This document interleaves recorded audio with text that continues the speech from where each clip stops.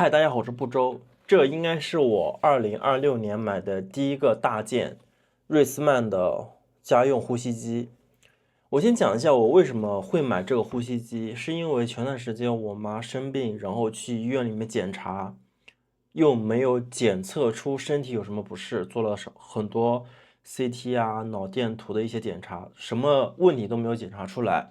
但是我妈还是会喊头疼。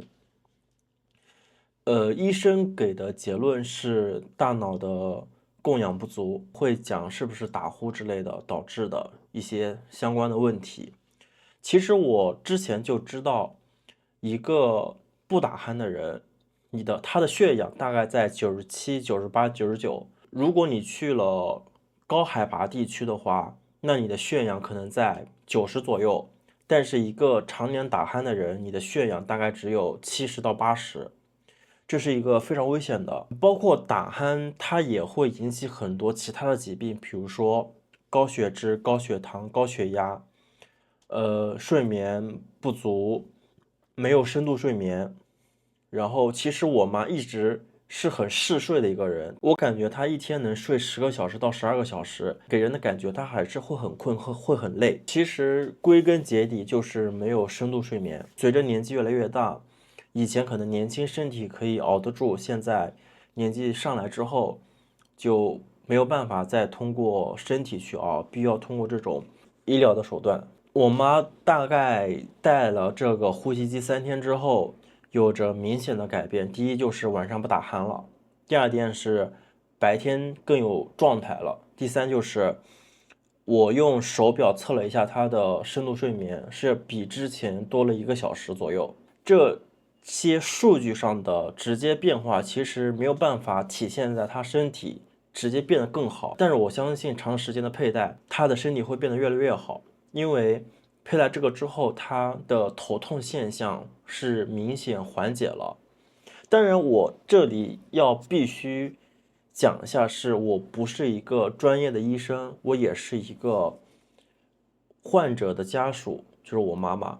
然后我去查资料啊，我去学习相关的资料，得出的一个这样的结论。我并不能够保证我得出的结论就一定是正确的，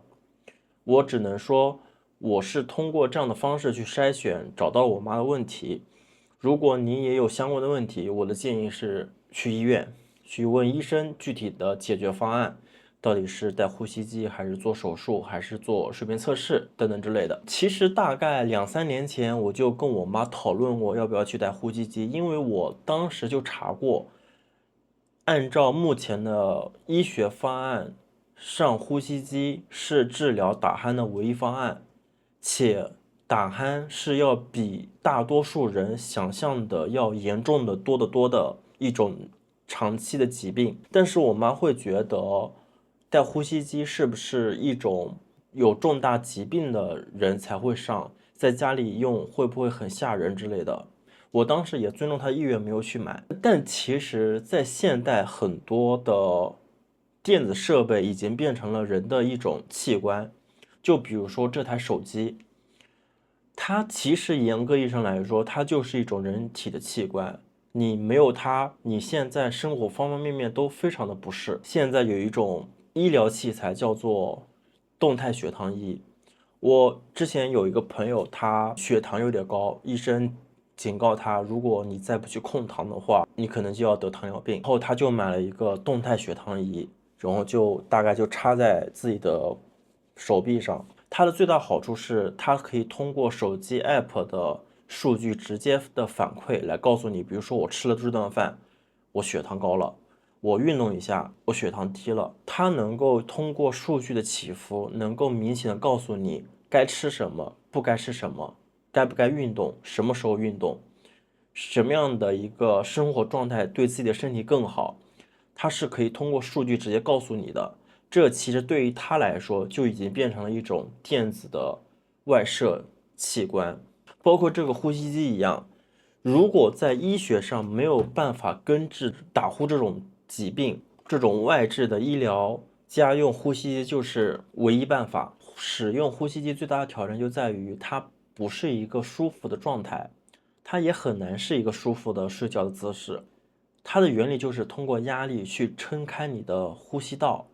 从而让你不打鼾。我通过看论文也好，看一些相关的科研资料，我得出的结论是它是唯一治疗的方案。如果我们摒弃掉呼吸机是濒临死亡的人才使用的医疗设施，那把它当做一种人体的外置器官，它就是能够大大的提升你的生活质量。这就是我今天想分享的内容，也是26年第一期想分享的内容。因为最近工作的原因，一直很忙很累，所以没有做很多内容。然后最近开始状态好了一点，可以有时间来做内容。谢谢各位的喜欢，我们下次再见，拜拜。